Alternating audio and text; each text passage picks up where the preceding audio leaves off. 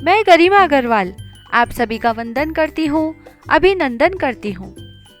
सूर्य षष्ठी व्रत, इस व्रत को डाला छठ भी कहते हैं। इसे करने वाली स्त्रियां सदैव पति, पुत्र, धन धान्य तथा सुख समृद्धि से परिपूर्ण रहती हैं। संसार के समस्त सुखों का भोग प्राप्त कर परम गति को प्राप्त होती है। यह व्रत बड़े नियम तथा निष्ठा से किया जाता है। इसमें 3 दिन के कठोर उपवास का विधान है। इस व्रत को करने वाली स्त्रियां पंचमी के दिन एक बार नमक रहित भोजन करती हैं तथा षष्ठी को बिना जल के रहती है। षष्ठी को अस्त होते हुए सूर्य की विधि पूर्वक पूजा करके अर्घ्य देती है। विविध प्रकार के पकवान, फल, मिष्टान आदि का भोग लगाया जाता है। रात भर जागरण होता है। दूसरे दिन प्रातःकाल स्त्रियां नदी तालाब पर जाकर स्नान करती हुई गीत गाती हैं। सूर्योदय होते ही अर्घ्य देकर व्रत कथा सुनकर जल ग्रहण करके व्रत को समाप्त करती हैं। तो आइए सुनते हैं सूर्य षष्ठी व्रत कथा। प्रियव्रत नाम के एक राजा थे। उनकी पत्नी का नाम मालिनी था। विवाह के कई वर्षों के बाद उन दोनों के कोई संतान नहीं हुई। दोनों ने कई पूजा अनुष्ठान किए लेकिन कोई लाभ न हुआ। एक दिन उन्होंने महर्षि कश्यप के द्वारा पुत्रेष्ठी यज्ञ करवाया। इस यज्ञ के फलस्वरूप रानी गर्भवती हो गई। 9 महीने बाद उनके गर्भ से मरे हुए पुत्र ने जन्म लिया। राजा रानी दोनों इस दुख से व्याकुल हो उठे। उन्होंने अपना जीवन समाप्त करने का निश्चय कर लिया।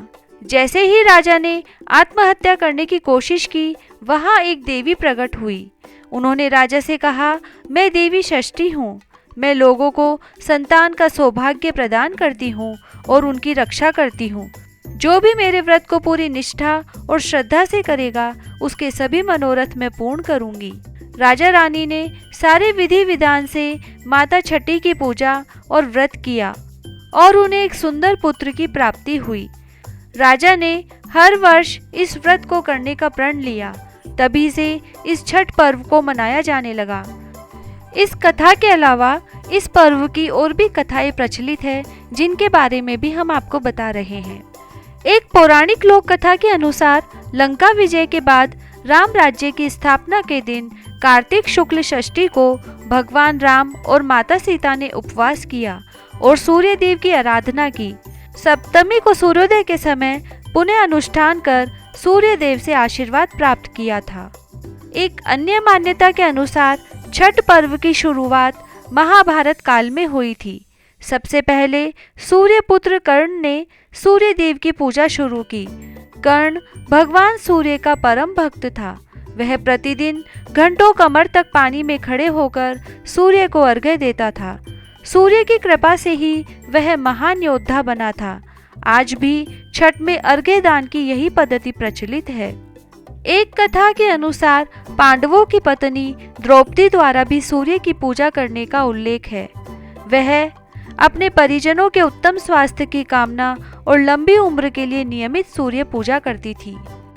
इसके अलावा एक मान्यता के अनुसार जब पांडव जुए में अपना सारा राजपाट हार गए, तब द्रौपदी ने छठ का व्रत रखा था।